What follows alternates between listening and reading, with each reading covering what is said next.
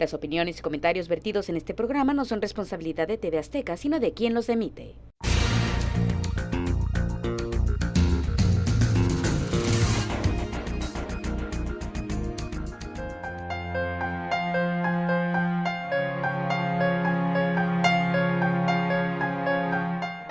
México 68, a 50 años del movimiento. Mucho hemos leído y oído sobre este movimiento estudiantil y social que costó vidas humanas en una cifra todavía imprecisa, donde varias universidades de México se unieron para manifestarse mediante un pliego petitorio de acciones específicas en el que los demandantes le pedían al gobierno federal en turno que se decidiera a liberar presos políticos y dejara de actuar con autoritarismo. Buscaban un cambio democrático en el país, mayores libertades y menos desigualdad social. Mientras tanto, las autoridades de entonces catalogaban a este movimiento como un conjunto de individuos que pretendían instaurar un régimen comunista mediante un plan subversivo de proyección internacional. Muchos historiadores y politólogos hoy señalan que este movimiento y su fatal desenlace del 2 de octubre sirvió para crear una permanente y más activa actividad crítica y opositora de toda la sociedad mexicana. Hoy, sobre la mesa, ponemos este controvertido, candente y recurrente tema que forma parte de la historia de nuestro país. Dos expertos nos explicarán qué pasó en esa fecha y cuáles fueron los resultados de este hecho con el correr de los años. Buenas noches y bienvenidos a un nuevo programa donde pondremos aquí, sobre la mesa, un tema candente y de permanente actualidad, aunque ya hayamos cumplido 50 años de esta gesta, de este movimiento que sacudió a todo México y que pues la misma se creó un eslogan o un dicho muy popular que es 2 de octubre, no se olvida, y yo creo que eso quedó grabado. Pero aquí mi compañera, buenas noches. ¿Qué tal, señor Chico? Tendrá el gusto de presentarle a los invitados de lujo que tenemos. Así es, invitados de lujo. Hoy nos acompañan en el estudio el arquitecto Diego Moreno Maldonado, quien se ha desempeñado como funcionario público, planeador urbano. También es escritor e inventor, pues en el 2017 desarrolló un sistema para generar electricidad de corriente de aire integradas y energía térmica. Como funcionario público se desempeñó como secretario de Desarrollo Urbano y Ecología, coordinador del Comité Tijuana-San Diego y coordinador del Plan Estratégico de Tijuana. Entre sus proyectos de práctica privada destaca la dirección de la construcción del conjunto Plaza Aguacaliente, centro comercial Hotel Fiesta Americana, tanto en Tijuana como en Cancún. Fue columnista, colaborador del semanario Z con casi 300 artículos publicados relacionados a planeación urbana, arte, política, historia, entre muchas otras. También está con nosotros el analista político Benedicto Ruiz Vargas, cuenta con un doctorado en Ciencias Sociales con especialidad en Cultura Política y Relaciones de Poder por la Universidad Autónoma Metropolitana, una maestría en Economía y Política, se ha especializado en procesos electorales y partidos políticos.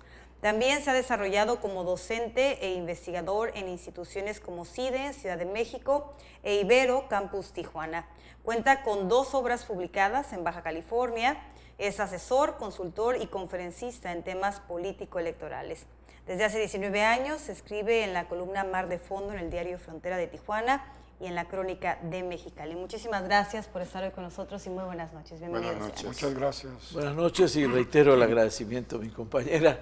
Y voy a empezar con una pregunta básica, pero que nos hacemos a menudo, ¿no? ¿Cuál fue la razón o la causa que desencadena este movimiento y que termina de manera trágica es aquel 2 de octubre del 68?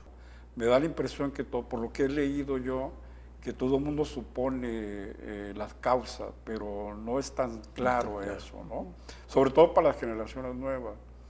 Yo creo que todo el mundo sabe que hay un incidente que detona el movimiento del 38 entre estudiantes preparatorianos, se involucra la universidad, pero si lo vemos en retrospectiva nos damos cuenta que eso no es suficientemente una causa para generar un movimiento de la magnitud, de la dimensión que alcanzó en México, ¿no? Claro. A mí me parece que la causa fundamental que está atrás de este movimiento social, político, fue el régimen autoritario que había en México, ¿no?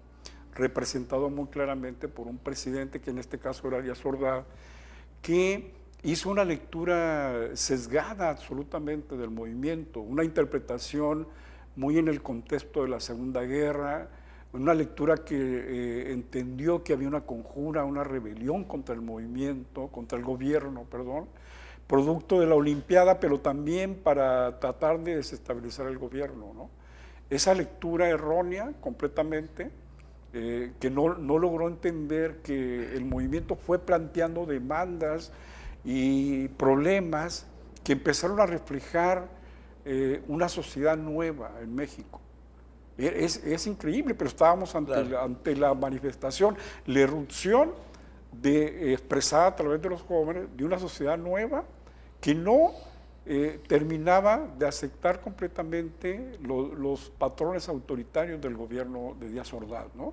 Y creo que ahí empezó a escalar el movimiento y no lo pudieron detener. Yo creo que porque no supo leer el gobierno, los funcionarios que estuvieron involucrados, el mismo Luis Echeverría, que era secretario de Gobernación, y todo el equipo, todo el gobierno mexicano hizo una lectura errónea. Yo creo que eso fue lo que terminó convirtiéndose en una causa que fue haciendo cada vez más fuerte el movimiento universitario, ¿no? Diego. Sí, haciéndome con lo que dice Benedicto, pues el cacique de Chalchicomula, que era un cacique Díaz Ordaz, no era más que la versión nacional de los diversos caciques que produjo la revolución en su historial de militares que fueron presidentes de México, pues desde el 24 hasta el 46 fueron militares los presidentes de México. Hasta Ávila Camacho. O sea, hasta Ávila Camacho. Traían, lo que bien dice, la actitud de la dictadura, del subordinado, del político subordinado y de un pueblo subordinado, por lo tanto. De ahí pues nos heredaron abogados que, con excepto de Luis Cortines, hasta la época, hasta el 70, eran abogados. Después vinieron los tecnócratas. Yo creo, en efecto, que aquí, si me permiten, seré un poquito metafísico en ese sentido. Yo creo que por muchos años México, y hablo de siglos, 2 siglos, quizá más, se la vivió viéndose al ombligo, hacia adentro. Claro. Díaz Ordaz firmó 8 cartas de naturalización nomás en un año. México no era un país de inmigrantes, al contrario de tu país. Claro, claro. México se veía al ombligo, no veía afuera. En aquella lucha telúrica interior, de pronto viene el tema de París, de los jóvenes, sí. Y viene esa cosa que se llama democracia, que en México lo usábamos, pero no era cierto. El PRI no era demócrata, era consenso. En el mejor momento había un consenso, como es el que practican todavía las etnias mexicanas. Si uno va a Chiapas y están discutiendo por un tema, no gana el del por votación, no, las costumbres mesoamericanas son de todos tienen que estar de acuerdo, aunque le toque una gotita a uno y aunque le toque quizá el momento menos favorable. Así era la sociedad mexicana. De pronto llegan los aires demócratas de Occidente, que fuera de México, una hamburguesa a un mundo de tacos, viene un choque telúrico y rompe, porque se abre México al exterior. Claro. Precisamente López Mateos, que tuvo un crecimiento impresionante, que ahora suena así como que no es cierto, tuvo 7% de crecimiento anual, en los 6 años acumuló 14 años de inflación y un 97% de incremento en los salarios. México era el milagro de América Latina y era el milagro mexicano. Con don Adolfo López Mateos. Con él sumó toda un inventario que empezó el 46, con buenos presidentes que pues tomaban tantito, pero no la paranoia y los excesos con los cuales estamos ahora viviendo. Entonces, México no tiene un lado oscuro, tiene un lado rojo, este es el país de Huitzilopochtli. No olvidemos eso. Entonces, todas las fiestas tienen un muerto. México 68 empezó muy bonito, un movimiento limpio, hermoso de estudiantes, y terminó en una masacre, que es horrible porque viene del gobierno. Pero en México, pues, Gómez Zeta se le enfrentó a Luis Echeverría y como no le entendía las señales, pues chocó, era el líder ferrocarrilero, promovió un descarrilamiento, murieron 400 peregrinos por allá por Saltillo y nadie dice nada. Somos un país de Huitzilopochtli, pero esto es lo que nos exhibió ante el mundo. Claro, claro. Entonces, las Olimpiadas, el Campeonato del Mundo, que no le costó ningún trabajo a López Mateos traerlo, porque México vivía un momento excelente, claro, pero a costa de una represión, como lo dice Benedicto. Entonces, esto sí abrió México al exterior. Y ahí está la lucha del sustrato mesoamericano y el internacionalista. Vino de Francia, la cuestión de la dialéctica, y aquí los mexicanos no sabemos decir que no, no sabemos decir nunca que no, siempre traemos una máscara. Entonces ese mundo se enfrenta a quitarse la máscara. Ese es el problema de nuestra democracia, que no tenemos realmente, como democracia, más bien tenemos el único partido genuino de México, ha sido la cargada, lo que se carga, nos cargamos ahí. Claro. En fin. Ahora, fantástico. Ahora, no nos olvidemos que también, bueno, tú lo acabas de decir, vino de Francia, es decir, a lo mejor esa lectura de izquierda estaba dada por el origen, porque venía de Francia, porque los movimientos estudiantiles no fueron solamente en México y en Francia en el 68, fue un movimiento de varias partes del mundo, que se desató una especie de liberación, o la gente se sintió realmente con ganas y valor para gritar lo que no se gritaba durante años, y creo que México, como bien lo dices, pues no fue la excepción. Es decir, ahí fue el momento de explosión. Ahora, cambió algo, movió las conciencias de México. A partir de ahí hay una historia que se cuenta que los periódicos de México en esos días, el día 3, el día 4 de octubre, no reflejaron absolutamente nada del hecho. No. Eso es escalofriante. Recorriendo los años, dices, ¿cómo ninguno se atrevió? No había una voz disonante en esa época que dijera, no señor, algo sí hubo porque pasó. Todos estaban de acuerdo, es decir, la prensa, es terrible pensar que la prensa de esa época estaba 100% supeditada al gobierno, o 99,99, ¿no? Sí. No lo sé. Dependían del régimen, ¿no? Estaban subordinados al gobierno, ¿no? Yo creo que fue un momento de época, ¿no? Hubo un movimiento de ruptura, de rebeliones culturales, lo mismo en Estados Unidos que con los movimientos civiles, de derechos civiles, ¿no? Ese fue el movimiento de los negros, la rebelión en Francia que detona, ¿no? Pero a nivel mundial hubo muchas cosas que estaban sucediendo. Yo pienso que fue producto después el asentamiento después de la Segunda Guerra, ¿no? Después de la Segunda Guerra Mundial lo que se genera es como una especie de prosperidad económica, social, pero también de insatisfacción y de planteamientos alrededor de los derechos humanos, ¿no? Por ejemplo, hay autores en México que el pliego petitorio de los 5 o 6 puntos lo leen como una lucha por la libertad de expresión y la libertad de agrupación, de organización. Y esos elementos reflejan claramente al gobierno que estaban enfrentando, ¿no? Que era un gobierno cerrado, autoritario, que venía arrastrando todo el legado de un partido hegemónico, ¿no?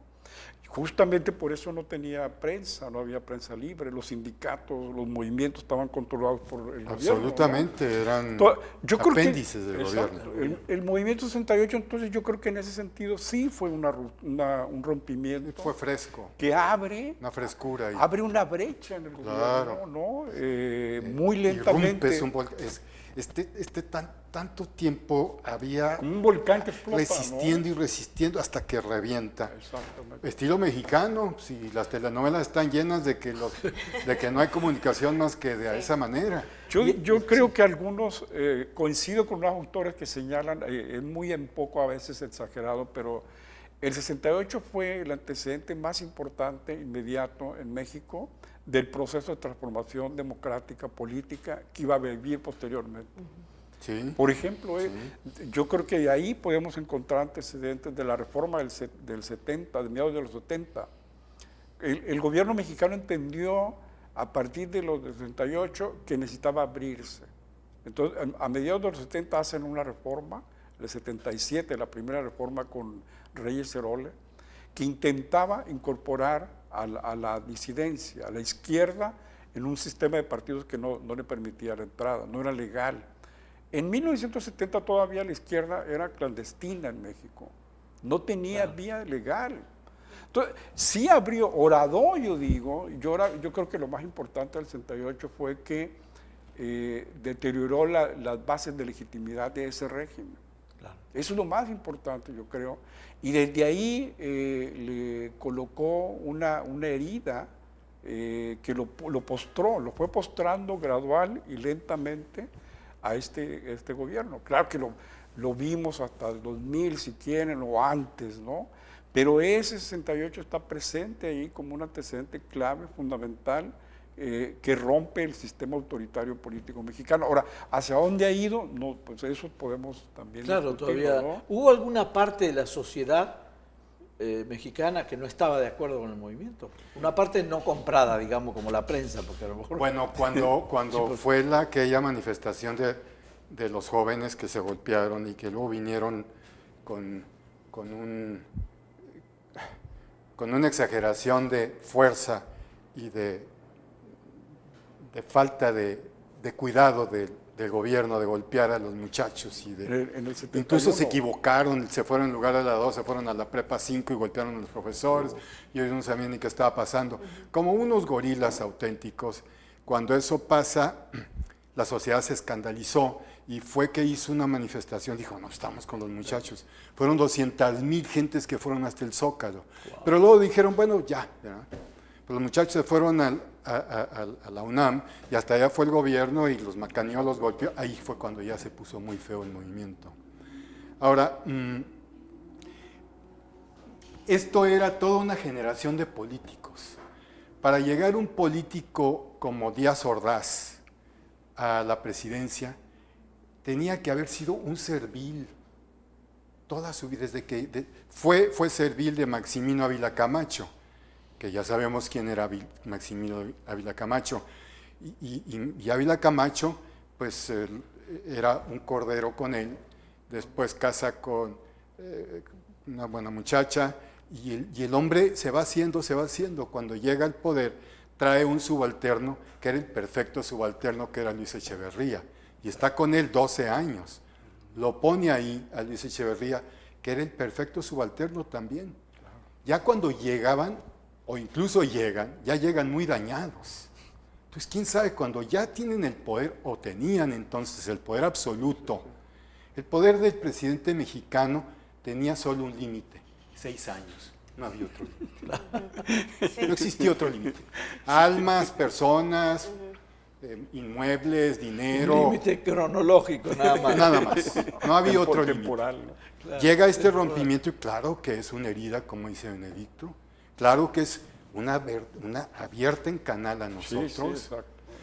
Sí, y todavía me sumo a lo que él dice. No creo que haya sido el peor error del cacique de Xachicomula. Fue haber dejado a Luis Echeverría, porque todavía parte de la matanza se puede achacar a Luis Echeverría y a García Barragán, pero ya Luis Echeverría ya estaba en funciones, porque el otro incluso estaba enfermo, se le desprendió una retina, una cosa, y estuvo en el hospital, estaba harto, amargado de todo el proceso. Entonces entra Luis Echeverría, y también Luis Echeverría y todo lo que vino después fue achacado a Luis Echeverría, que se resistía a eso. Ese punto me parece importante, si puedo acotar algo Claro. ahí, porque justamente por eso todavía no se puede dilucidar claramente qué pasó el 2 de octubre en la Plaza de las Tres Culturas, ¿no? Si el ejército fue a masacrar como una estrategia, como una orden del gobierno de Luis Echeverría o Díaz Ordaz. Yo estoy viendo todavía reportajes ahorita recientemente donde no está claro eso. Y lo niegan los personajes todavía, ¿no? Pero, sin embargo, todo parece indicar, de acuerdo a las investigaciones, que el mismo fue una fisura al interior del grupo de poder político, Echeverría y Gustavo Díaz Ordaz, lo que hace un enfrentamiento. Cuando el batallón Olimpia dispara al ejército, el ejército empieza a matar estudiantes. Es decir, un choque organizado por el gobierno, por bandas o grupos, facciones del gobierno. O sea, es que es increíble todo. Entonces, ellos, el grupo del poder, hacen una celada a los estudiantes. Me gusta, esa es la palabra. Es una celada, ¿no? Es una celada. Que se irrumpe con unas bengalas y se abrió el telón. matan a mansalva. Yo creo que por eso el recuerdo después de 50 años tiene que ver con eso, ¿no? Quedó grabado en la memoria de nuestro país una masacre tan terrible de estudiantes pacíficos que hasta ese momento no había niños, había niños, mujeres, no habían tomado ni planteado nunca las armas, ¿no? Y por eso también creo que después de esa violencia ejercida por el Estado, porque yo la veo así, una violencia ejercida alevosamente por el Estado contra un pueblo inocente, contra un grupo de estudiantes, yo creo que eso dio lugar también a lo que vino posteriormente, ¿no? Que fueron las guerrillas. Eso también es una secuela de las vías cerradas. Me ganaste la en pregunta la perspectiva de muchos grupos, ¿no? Lo que está diciendo Benedicto Sí, es adelante. exactamente que creó el caldo de cultivo. Exacto, sí. Que incluso tampoco está muy claro la época de los coreanos, aquellos guerrilleros que entrenaron fueron entrenados 18 guerrilleros en el papá o el abuelo del actual dictador de Corea del Norte. Ahí los entrenaron y cruzaron la Unión Soviética y llegaron a México. Y ellos se dedicaron al secuestro. Y entre los secuestrados fue Hirschfeld Almada, que fuera el director del aeropuerto. Luego el papá del Doña Esther, pero la muerte, el secuestro fallido de Garza Sada, de Monterrey, ese grupo estuvo propiciado por los desplantes todavía del gobierno. Luis Echeverría es la peor herencia que pudo haber dejado el cacique, porque dejó a otro cacique embosado que creó el IMSSE, dizque porque quería hacer a México comercio exterior, pero México lo único que producía eran piñatas y cochinitos de barro para entrar en competencia. No, claro. Creó el CONACYT, que se becó a 5,000 gentes, digo porque ese tema lo he conocido ahora con la patente, 5 o 10,000 becarios que eran amigotes que se iban de paseo a Francia, a Europa, y ninguna patente sacaron. Los buenos se quedaron por allá trabajando, los demás pues se la pasaron muy bien. Regresando al tema de la conciencia, sí movió conciencias por lo que decías, o sea, sí la gente cambió en su actitud, por lo menos hubo, en el caso de la prensa que yo mencionaba, el único periódico al segundo día de estos acontecimientos que dio la realidad, lo que pasaba fue el New York Times, y esto fue increíble, ¿De otro país? porque fue de otro país y fue un corresponsal de New York Times pero se está poniendo esto muy bueno, pero Ya se pasó la media hora tenemos que rapidísimo. cortar porque pasó la media hora, así que no se nos vaya, por favor, que está buenísimo esto. Por favor, regresamos después de un corte.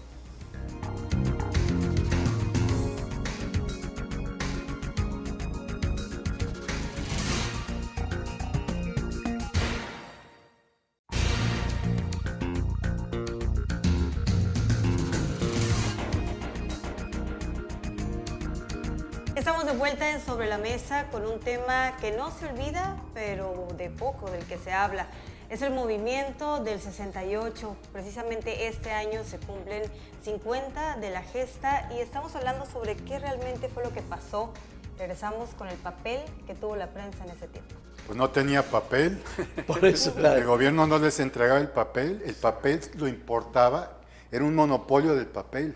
El gobierno importaba el papel para la producción de periódicos y desde luego tenía el sartén Control. por el mango, había que decir lo que quien suministraba el papel y además pues la comercialización de los periódicos. Pero había medios electrónicos, estaba la radio, la televisión. También estaban controlados, Igual, ¿no? Claro. Pues el mejor soldado del gobierno era Azcárraga Exacto, ¿no? y lo decía con todas sus Sí, letras. es que es muy interesante Adelante. eso, porque después de 50 años a lo mejor algunas generaciones más jóvenes no se dan cuenta de ese pasado tenebroso de nuestro país, ¿no? Y cómo hemos venido abriéndonos paso muy dificultosamente en la democracia o en un poco de elecciones limpias, ¿no?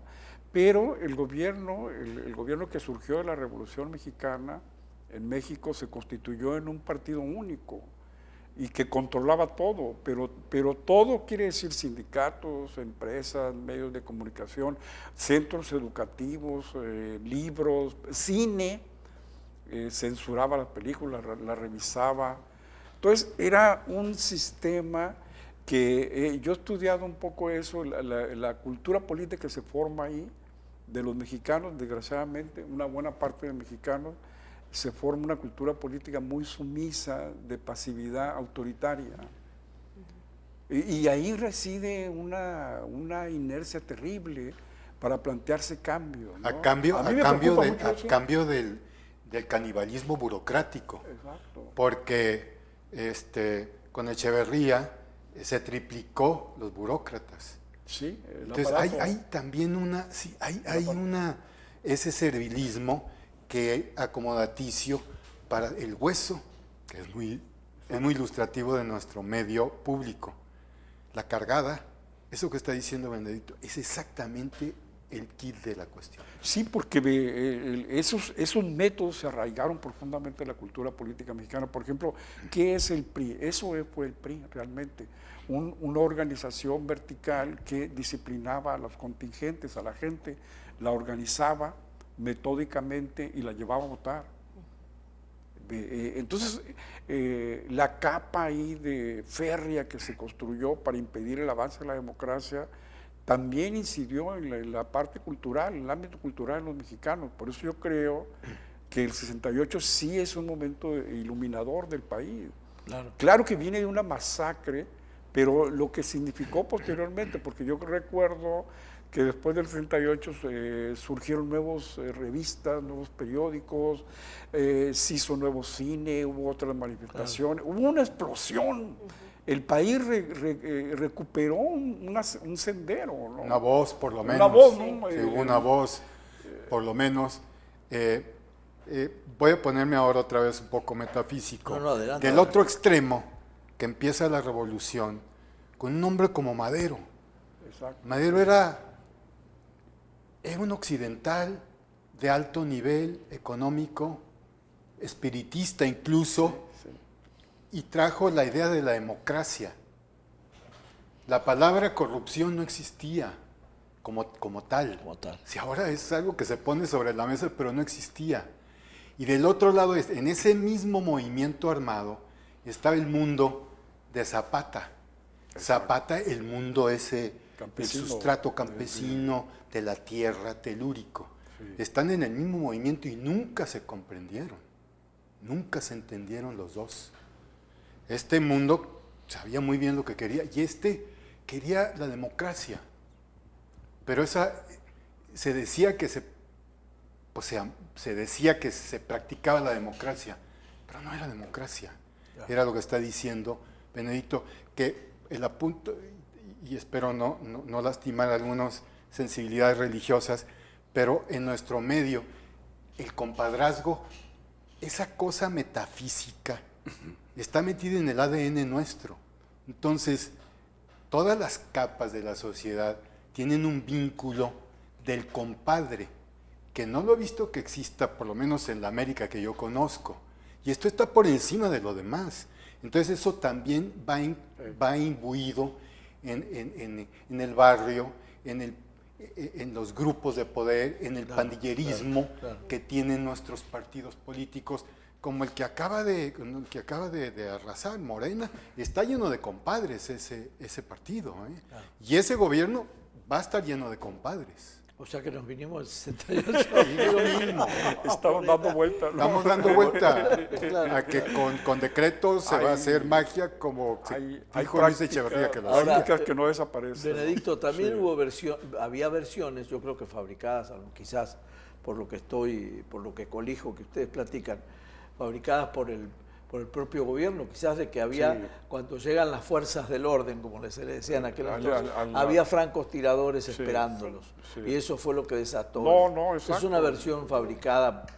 Exactamente. Cuando se ha comprobado, fehacientemente, está comprobado, está documentado. Sí, que eran del Estado Mayor Presidencial o de otra gente, pero incluso los que traían el guante blanco lo hacían para identificarse, ¿no? Me gustó lo que dijeron, batallón comprobado. Sí, exacto, que dispararon al ejército. Me gustó lo que dijeron, comprobado. No está Está en terreno comprobado de especulación. No, de eso que- está Eso comprobado. está comprobado, que no hubo son evidentes francotiradores. todo eso. ¿Pudo haber habido una fuerza externa en el caso del norte para que No, procediera Bueno, así el gobierno? pero desde Benito Juárez, la Casa Blanca interviene en esto, y también Benito Juárez la trajo. Y quien ha dado mejor información sobre el 68 ha sido el gobierno de Estados Unidos. El gobierno de Estados Unidos. Que claro presenciaron ese día, el 2 de octubre. Ellos vieron y han arrojado información sobre eso, ¿no? Sobre esos informes se basan muchas investigaciones de académicos que se hicieron. Por ejemplo, la Comisión de la Verdad que se formó, que no sirvió para mucho, ¿no? Pero porque no le abrieron, según Carlos Monsiváis, no les abrieron realmente los archivos, ¿no? Entonces les dieron ahí cosas, pero realmente no les ayudaron a dilucidar. Así que la información que se tiene realmente proviene de Bueno, de Estados mucho Unidos, en proviene parte, de aquello sí. de metraje que se está revelando. Pero bueno, incluso, pues, estamos hablando del 68. Claro. Ya iba a ir a Estados otro lado de la A Estados Unidos lo que le interesaba era, como siempre ocurre, ¿no? En estos casos, ver si había una fuerza externa al movimiento, ¿no? Claro, era el momento extranjera. en que Estados Unidos estaba Sí. más susceptible a cualquier movimiento Sí. que sonara a comunismo. Se habló mucho que la Así es. CIA tenía gentes infiltradas en todo el movimiento. La CIA, la DEA, todos tenían los americanos metidos. Después de eso, del 68, el gobierno creó esos grupos que también fueron muy negativos para el avance político de los movimientos en México, que fueron los grupos paramilitares, ¿no? Como los halcones, que golpean en 1971 una manifestación de Así estudiantes, es, ¿no? Y esos se mantuvieron. Los halcones se crearon después del... Aquí, 68. después, en el 71. Son residuos de los del 68. y se repitió la historia 3 años después. Y pero a vienen menor después escala. como por ejemplo las policías, las guardias blancas que se forman y que se aprovechan para intervenir en los sindicatos, en otros tipos de movimientos sociales. Entonces el gobierno empieza a actuar por abajo del agua en contra de los movimientos, ¿no? Hay una resistencia al mismo tiempo que se da toda esta explosión cultural nueva de organización, de conciencia. Sí, Es así, es que es contradictorio el proceso del avance del país, ¿no? Sí, es uno un mole mexicano. Si es uno de consulta... de todo. si uno Exacto. Es un consulta- mole, aquí hay de todo. Sí, sí, por lo que veo, si un joven hoy consulta el internet y googlea Exacto. sobre qué pasó en el 68, habla a favor del movimiento, es decir, que Claro, fue un sí. movimiento Sí, estudiantil claro, que porque reivindicaba, fue. o sea, no hay una sola referencia porque lo chequé para que Exactamente. si un joven está desorientado y dice, bueno, ¿qué No, pasó en el No, 68? sí lo fue. En realidad ponen, no hay ninguna especulación con respecto a que, Sí, a un que fue un movimiento de movimiento rebelión. de extrema No, izquierda. no o fue. que- o sea, está clarísimo. Sí, fue ante el hartazgo colectivo en contra No, del no, gobierno. no y lo La, fue. precisamente- la interpretación que tiene más consenso es la que produjo el propio movimiento, los protagonistas, La los frescura de los líderes, ¿no? estudiantes. Y esos, por ejemplo, que hablan de que finalmente fue un movimiento cultural, también es cierto, ¿no? ¿Por qué? Pues porque los jóvenes también, de alguna manera, enviaron un discurso en contra de sus familias, del autoritarismo que vivían en sus Sí. familias, ¿no? Vino una explosión de libertad. La educación Las mujeres, mexicana el movimiento iglesia, feminista contra los crece, padres, claro, sí. el catolicismo, ¿no? era Las un estructuras dogmatismo, una... A mí me rígidas. gustaría preguntarles, yo ahora que mencionan de los jóvenes, que realmente lo más cercano que podemos tener para conocer ese movimiento, pues son las imágenes que quedan de esa época, de la televisión, del internet, de los libros. A mí me gustaría preguntarles, ¿qué movimiento ustedes creen de la actualidad que se asemeja al del 68, no en cuanto a masacre, sino al despertar este colectivo de los jóvenes en México? Con la profundidad de esa, no. No. Han surgido así como destellitos que nosotros somos ese... El 132, podría ser. ¿Dónde está? ¿Pero dónde está? Y el anterior, el CEU, Y hubo de los otro, 90, ¿no? sí. Ese Pero movimiento. con la fuerza esa no ha habido. Yo no ha creo habido. que no tienen la dimensión porque no tienen ese carácter histórico, ¿no? Claro. De ruptura, porque es una escisión en ese sentido, ¿no? Es generacional. Contra el rompe con régimen todo. autoritario, ¿no? Y ahora estos se han inscrito ya más como resultado de procesos de avance, ¿no? De organización. ¿Qué es lo que pasa con los jóvenes de ahora que ya no son Ya capaces no- de crear un movimiento ya no así como el de esa participan. época? Yo Bueno, creo que ya no- es muy difícil decir Sí. ese punto. Yo no quisiera entrarle a eso, pero nada más reiterando que el narcotráfico también entró en aquella época por el gobierno. Sí. Cuando el favorito de Echeverría era Moya Palencia, Sí. y lo sabíamos todos. Pero aquí, por cierto que nos tocó aquí, en Tijuana, hubo el Caro Quintero de la época era un cubano que se llamaba Alberto Sicilia Falcón, vivió aquí. Sí. Era el que controlaba entonces el narcotráfico de Estados Unidos con México. Y él tenía la casa que ahora es de gobierno, esa fue la casa de él que está por la Chapultepec. Cuando lo aprendieron, era novio de la Irma Serrano, y lo aprendieron, traía una credencial que era de la Secretaría de Seguridad la Secretaría de Seguridad Dirección Federal, Federal de Seguridad. firmada por Moya Palencia. Eso parece, según un libro de Sullivan, un americano, parece que eso hizo que se desviara a López Portillo, pero era Moya Palencia el favorito. Y con Moya Palencia, en esa época de Sicilia Falcón, es que empezó a entrar, el gobierno empezó también a tener vínculos, algunos, con el narcotráfico.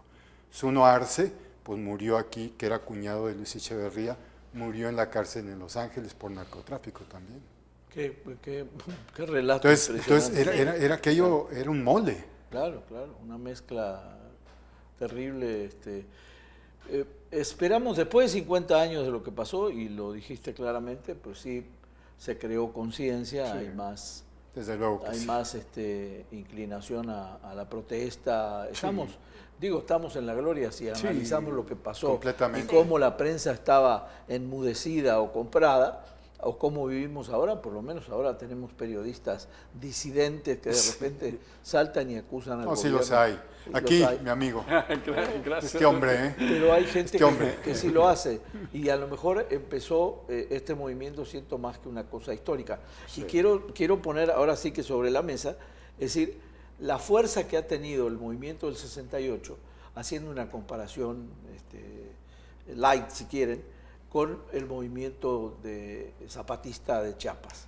Es decir, del que hoy queda una línea ahí o dos de la historia, pero sí. no carece de la fuerza que ha tenido. Sí, no ha permeado no ha más que permeado mucho no. más que un sector muy específico. focalizado ahí. Y el Yo creo 68, que- aunque fue ahí en Ciudad Universitaria, aunque fue en Tlatelolco, y fueron los universitarios, mejor dicho, pues sí trascendió a nivel mundial, porque Exacto. yo recuerdo que estaba muy lejos de aquí, y yo ese movimiento salió en todos los periódicos de mi país, por ejemplo. O sea, salía una información bastante profusa de lo que había ocurrido y durante días enteros.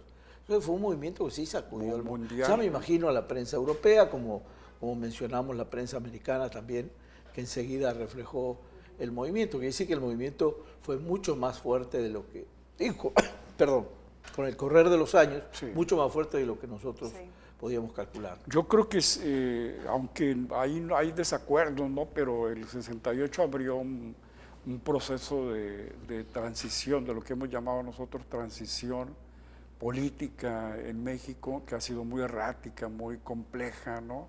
Que a veces parece regresión, pero sí empezó un proceso de transición de un régimen autoritario, cerrado, hacia el exterior, como decía Diego al principio, ¿no? Porque literalmente estaba cerrado en todo, ¿no? No solamente en las fronteras, sino políticamente. Estamos hablando de eso, culturalmente. Y yo creo que ahí empezó una transición que ha sido muy larga. A veces no nos gusta, porque los partidos que ganan o que fueron sujetos o de la alternancia no inciden. Por ejemplo, creo que eso pasó en el 2000. O sea, hay un cambio ahí por primera vez en la historia, este régimen autoritario, totalitario que viene en México, pierde el poder por primera vez, pero después no hubo un cambio. Fue una alternancia que se quedó en lo mismo. O sea, cuando el país sí necesitaba transitar más profundamente, se quedó estancado otra vez, ¿no? Y yo creo que ahorita estamos viviendo como una etapa más o menos parecida, esperando lo que algunos analistas llaman que México necesita profundizar más en estos procesos democráticos, profundizar, ir más allá, porque si no lo hacemos, nos vamos a quedar igual. Y van a poder pasar 15, 10 años otra vez, y va a haber reforma, cosas de forma, pero otra vez no nos vamos a llegar a fondo de las cosas, ¿no? Claro. Eso es lo que está el país ahorita, como la gran interrogante, ¿no? Claro, claro. Y reviviendo estos episodios, por ejemplo, en este caso el zapatismo. Yo creo que el zapatismo, desde mi punto de vista, se marginó del proceso de cambio de México y se quedó en la parte indígena, en el mundo indígena. En una reivindicación muy cerrada. Exactamente, ahí muy cerrada. Marcos luchando contra las otras fuerzas, adoptaron un enfoque teórico político muy extraño desde mi punto de vista, en el sentido de que ellos no luchan por el poder. El zapatismo no quiere conquistar el poder, quiere crear comunidades autónomas que funcionen sin el poder. Claro. Entonces, es el mundo mesoamericano. Es el mundo mesoamericano que se maneja de otra manera. Exacto. Fue vencido, pero no fue destruido. Cuando uno va a San Juan Chamula, ahí está una iglesia que fue cristiana, y entras y son rituales mesoamericanos. Por más esfuerzo que hicieron por décadas los jesuitas, ahí no lograron gran cosa. Ese mundo ahí está. Ese episodio como que otra vez nos regresó a ese viejo debate. A ese viejo debate de la máscara que habla Octavio Paz, y que, sobre todo en el centro de México y el sur. El norte bárbaro se maneja de otra manera. ¿Y qué hacer con el mundo de los indígenas? O sea, ese es el problema, ¿verdad? ¿Los integramos o los dejamos? Pero ellos no. Ellos dicen, no, nosotros no queremos integrar. No quieren. Ellos dicen, quédate con tu religión, con tu lenguaje, con tus costumbres. Tráeme agüita, sí, ponme la señal de la televisión, pero aquí yo me manejo. Carreteras. Sí. Quieren manejar usos y costumbres. Se reivindicó, acuérdense ese debate legal de la Constitución, que duró años, ¿no? Pero se ha vuelto parasitario eso, porque pues, o somos todos, o ¿qué? Unos van colgados, o unos le ponen, unos trabajan. Bueno, no es original el Brexit y Cataluña y ya entra en otra cosa, ¿verdad? Sí. No es novedoso. La prueba está en esta campaña de 2018, ¿no? De Marichuy, que terminó accidentando y se salió, pero no estaban convencidos de participar, se veía claramente, ¿no? No querían construir una alternativa, llegar a acuerdos, no conciben el poder así, el avance. Y el país puede hacer caso omiso, pero seguimos teniendo una asignatura pendiente ahí con los pueblos indígenas, ¿no? Yo me quiero regresar un poquito al 68 para preguntarles si en la actualidad o después del 68, no necesariamente ahora, se generaron a partir de ese movimiento, personajes o líderes políticos destacables? Bueno, del 68 sí hubo una juventud muy interesante.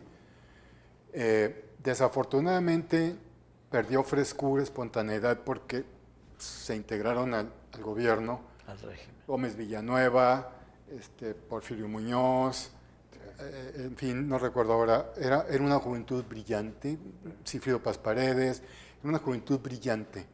Nada más que pues, el poder se vuelve comodino. Entonces se perdió la frescura. Sí hubo cosas muy interesantes, como dice Benedicto. Sí, yo creo que Sí hubo renovaciones académicas, renovaciones en el arte, en la literatura, en el cine. Claro que sí lo hubo. Claro. A partir de ahí. A partir de ese momento. Sin embargo, pero o sea, hace 50 México no tenía 130 millones de habitantes. Claro, no. Claro. Era mucho menos. Por supuesto, claro. Entonces, pues también como crece, como hay necesidad de que la economía crezca, porque si uno pasa por enfrente de una escuela cuando están saliendo los niños, dice, este niño cuando tenga 20 años va a necesitar trabajar y al no estar creciendo la economía, no va a tener oportunidad de trabajo. Claro. Pues en ese mismo sentido, el desarrollo social y el político, como bien lo menciona, también tiene que crecer. Por supuesto. Y es lo que habría que platicarlo. Van de la mano. Creemos que ahí es donde ha perdido. Cuando el barco carece de rumbo, ningún viento le es favorable. Claro. Lo decía Séneca. Es verdad. Así que ahí es el problema. ¿Cuál es el rumbo? Yo creo que los líderes que formó el 68 no llegaron al gobierno, ¿no? El que más ha llegado, como Pablo Gómez, por ejemplo, que es ahora diputado, Sí, él fue. que ya tiene como 20 años siendo diputado, pero no han llegado a otros puestos dirigentes, ¿no? Del país. Y como que esa izquierda que nació, que se formó ahí, porque yo creo que ahí nació una izquierda, se formó también, muchos estudiantes adquirieron conciencia, no llegaron al poder. Han llegado a puestos laterales, colaterales, pero no han llegado al poder. Y la izquierda que está llegando ahora no viene de ahí, viene de otra matriz política, ¿no? Podemos concluir de que el movimiento del 68, la parte que nos genera un beneficio es en el movimiento de conciencias, en el cambio del enfoque, en la rebeldía, en decir, voy a decir lo que antes no decía porque ya alguien lo dijo por mí, alguien explotó, costó vidas humanas y en eso sí ganamos. Nos consume el tiempo, pero me quedan un par de minutos para preguntarles qué esperamos a partir del 2019, es decir, en materia de respeto a las libertades individuales. ¿Esperamos algo mejor? ¿Qué esperamos? ¿Cuál es la expectativa de ustedes dos para el año próximo?